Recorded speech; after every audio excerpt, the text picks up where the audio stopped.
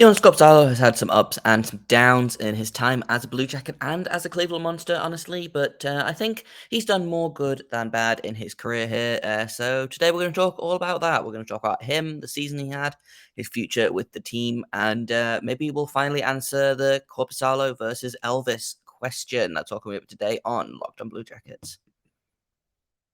Locked on Blue Jackets, your daily podcast on the Columbus Blue Jackets. Part of the Locked On Podcast Network.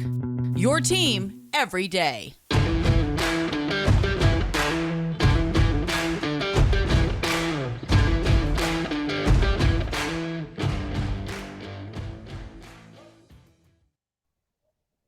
Hello and welcome to Locked On Blue Jackets. We're part of the Locked On Podcast Network, your team every day. I am, as always, your host, Jay Foster, here to bring you news, stories, trials, tribulations, excitement, ranting, anything, all of the above about your favorite team and mine, the Columbus Blue Jackets. Before we get started, I want to thank everyone for making this your first listen of the day every day. Locked On Blue Jackets is free and available on all podcast platforms, and we're also over on YouTube. So if you haven't hit subscribe over there, then why not, basically? You're never going to have to get behind a paywall for a Locked On product. Completely lost the train of thought there, but it's fine. Currently day-to-day with a non-COVID illness, but we soldier on for the sake of talking about goalies. So, like I said at the top of the show today, we're going to talk all about Joonas Korpisalo, who has kind of had a rough go of things here in Columbus. Honestly, I think is probably better than his record has shown, and I think he's better than the team has allowed him to be, if that makes sense. Let's try and unpack that a little bit. Joonas Korpisalo has basically been stuck as the backup since he got permanently called up. Joonas Korpisalo is a former third-round pick, I believe. He was drafted in 2012. Yep, third round, 62nd overall. Currently 28 years old. Played in Finland basically his entire career until making the move over in 2014-15. Played 3 games for the then Springfield Falcons. They then became the Lake Erie Monsters the next season. And he was one of the 2 Calder Cup winning goaltenders between him and Anton Forsberg, who's no longer with the team. I believe he's in Ottawa now, actually. But he had a 6-2 record in those playoffs in the 9 games that he played. Had a 9-13 in the regular season, 8-4 record, and he also played 31 NHL games as well. So not a bad rookie season. Had a 920 save percentage. Went 16-11-4. So pretty good numbers. And then it kind of went mostly downhill from there. That is, I believe, the best NHL save percentage that he has posted. He posted a 905 the next year, went 7-5-1, and has basically kind of been stuck as backup since his NHL career started. He replaced Curtis McElhinney as the backup to Bobrovsky, and then after that, he got a really fair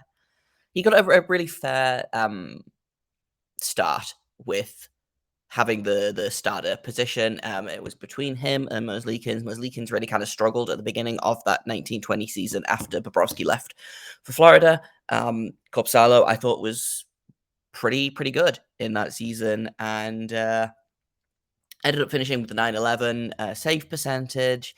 He was 9-12-15, and then ended up going into the playoffs and had a 941 save percentage in the playoffs. We're going to talk about those playoffs in a bit because that's kind of my defining Korpisalo moment.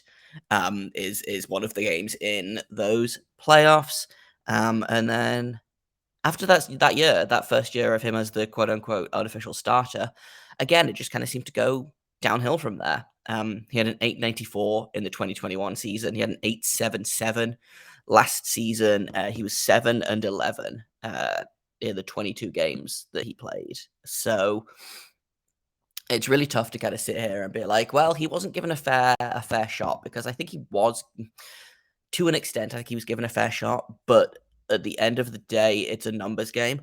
And I got a really interesting comment when I asked about this from at Fletch Topper on Twitter, who said that he was baby Bobrovsky until a better goalie came through. He's not sure that Elvis is actually a better goalie than Korpisalo, but the coaching staff do think so. And he was maybe the best backup the franchise has had when he was backing up Bobrovsky. So it's tough, and I've talked a lot about Korpisalo being not a great backup, but having potential to be a pretty good starter, and I still stand by that, because you can see the more he plays, the better his stats are. Like, that's just how it works. That's how it plays out. When he played 31 games, he had a 920. When he played 37, he had a 911. When he only played 22, he had an 877. When he played 18 games, he had an 897. So he is one of those goalies that I think is not very good at backing up. He's a goalie that needs to play a lot, and we're going to talk about that in just a second, in the second segment. But first, I've got to tell you about Built Bar, because if you haven't tried their cookie dough chunk puff, then you are missing out. It is their brand new flavor, light, chewy, soft, marshmallowy texture, real chunks of cookie dough, and like every Built Bar, they are covered in 100% real chocolate. You've got all the joys of eating cookie dough without the hassle of making it, and with 160 calories and 15 grams of protein, it's good for you as well. So run to built.com, snag a box for you and the family. It's going to be a really good treat for them, for you, or you can do what I do, which is order a box and then just eat them all yourself in your apartment. So you can do either one, but I think one is a little bit more correct than the other one. You're going to love this new bar, whether you need a snack for your workout, a late night treat, or you just need to grab a quick bite. Built is the perfect protein bar, and they taste even better than a candy bar. You can ditch the calories, the fat, and the sugar, and grab yourself a Built bar. Go to built.com, use promo code LOCKED15 to get 15% off your order. Once again, that is promo code LOCKEDON15 at built.com to get 15% off. So, for better or worse, the Blue Jackets have chosen Elvis Merzlikins as their starter, I think, which I'm not sure they decided that on any kind of reasonable basis. Frankly, I think Korpisalo definitely deserved to have that starter season. He got named an All-Star in his first season as the starter, and then I think he got injured either the game immediately before he was named an All-Star or the game immediately after. Didn't end up going to the All-Star game, and I think since then has just kind of really struggled with staying healthy. I feel like he's been injured every season since then. I don't necessarily think that makes him injury prone, but it is pretty bad luck. And the Elvis has, for the most part, managed to stay healthy, has managed to be a little bit better in the crease. I'm just going to pull up Elvis's stats for this season, and I'll pull up the contracts as well. So this season, Elvis, despite having a goals against average of 3.22. He ended up with a 907 save percentage, went 27, 23, and 7. The Blue Jackets were not very good this season, but that's where we're looking at right now, is that you have a 907 goalie or you have an 877 goalie, and just it seems like Elvis is a better goalie, but I also am not 100% sure if that's just because Elvis is getting more opportunities. He played 33 games in that first season where he split the net with Korpisalo. He played 28 the next season. I believe he was injured for a significant part of that season. And then this season just gone, he played 59 games to Korpisalo's 22. So his games have been going up while Korpisalo's have been going down, and it's also kind of been reflected in his contract as well. Elvis is making, I believe, $5 million for the next 5 seasons, including this one that just happened. No, the contract extension kicks in this year. He's making $5.4 million for the next 5 seasons. Joonas Korpisalo is making $1.3 million this year and is then a UFA. That, I think, kind of says it all, honestly, that the team has decided that Merzlikins is the starter of the future. I don't necessarily disagree with that, but it has been made very, very clear, I think, that Joonas Korpisalo's future is maybe not with this team. Which I think is, on the one hand, is a shame. I like Korpisalo a lot. I think he's a good goalie. And I think he just has not gelled with the way the team plays as well. I think he and Merzlikins have very different goaltending styles, and I think Merzlikins' style has kind of gelled with the way that the defense is built a little bit better than Korpisalo, but I think he could find pretty good success on another team that is maybe a little bit more seasoned defensively, a little bit less rovery, shall we say. Elvis is very much a reactionary, high risk, high reward. He's going to leave the net. He's going to go out and get the puck. He's going to do some kind of insane thing that makes everyone yell. Korpisalo is a much steadier goalie. He's a much lower risk goalie, but I think that makes him a lower reward goalie. There are, and we're going to talk about Elvis in either tomorrow or Wednesday's episode, depending on when it goes up. A much lower. It's Elvis is a you get different results. I don't know that he is necessarily a better goalie, but he definitely is a goalie that has played better behind this team. So in a minute, we're going to talk a little bit about Korpisalo's future with the team. Will he be here at the end of the season? Will he be there after that? We don't know, and we're going to talk about that next on Locked On Blue Jackets. So Korpisalo is a UFA at the end of the season. I'm not sure he will make it there. I think it really does depend, and I've talked about this a little bit previously, is he being a UFA, his status really depends on how good the team is this season. If the team is good, if the team makes the playoffs, then they're keeping him for the playoff run. They don't want to go into the playoffs with Merzlikins and probably Tarasov backing him up. That feels like bad news bears to me. If the Blue Jackets are out of a playoff spot around the trade deadline, I could see them flipping him for, I don't know, a second or a third round pick, giving him to a team that could probably use some shoring up in goaltending, which is tricky because I feel like any team that makes the playoffs is probably pretty set with both goaltenders, unless, they want to pick up a third one for injury, whatever. But his fate really, I think, is not down to him, I don't think, which is a shame. I think he could play out of his mind good this season and come in with a .930 save percentage and win every single game and, get a bazillion shutouts. And I still don't think that will be enough for them to keep him around because, like I said, the Blue Jackets have committed $5.5 million to Merzlikins for the next 5 years, and I don't think that's a mistake. But it does really put the writing on the wall for Korpisalo as a goaltender and as someone who has a future on this team, which is unfortunate because, like I said, I like Korpisalo a lot. In terms of letter grades, give him a grade for this season. I'm going to have to give him a C, I think, unfortunately. None of his stats were great, and I think, that is down to the fact that the team wasn't very good, the defense wasn't very good.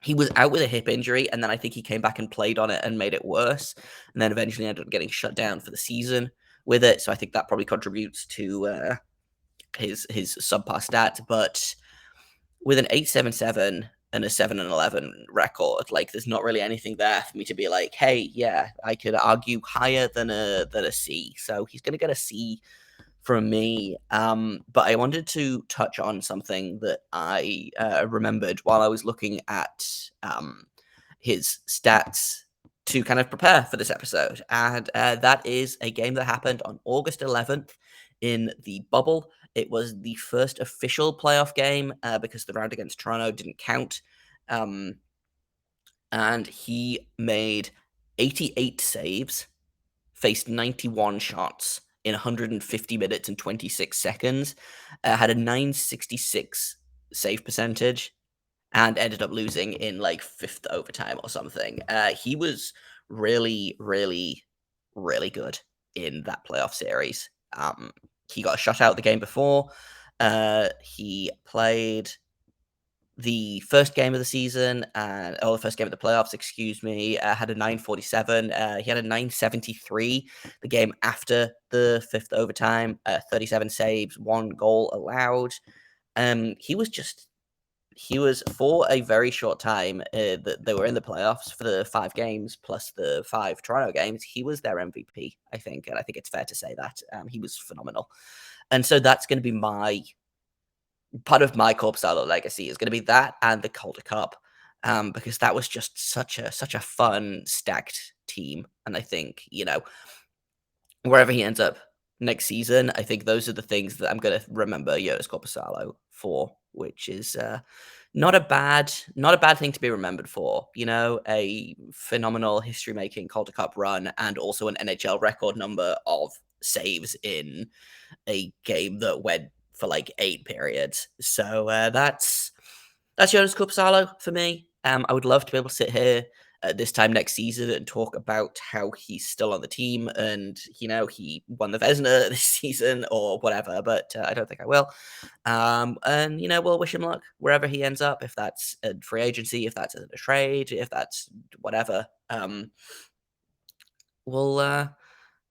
We'll miss talking about Korpisalo. I don't know why I'm talking like he's already gone. He's going to be here for the start of the season. I will be talking about him next week probably, but that's all I've got for you today. Tomorrow we're going to be talking about Elvis Stats, doing the final season review of all of the players, because Blue Jackets had about 87 bajillion players play for them this season. We're finally through it.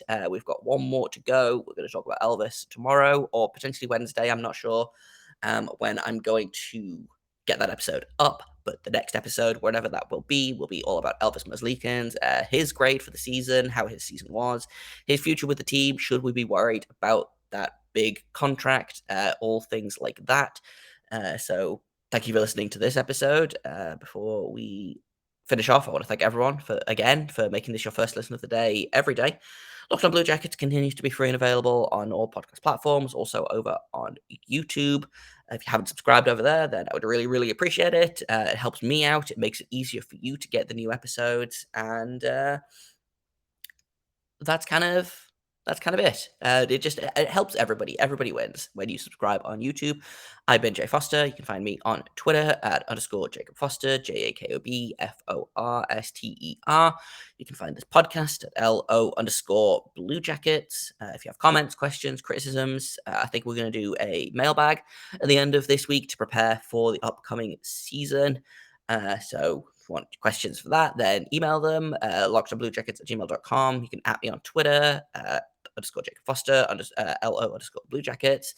Or you can just comment on this video or any video. If you have a mailbag question, just make sure you say mailbag at the start and then ask your question, and I will get to them on the show. But that's all I've got for you today. Thank you once again for listening, and until the next episode, make sure you stay locked on.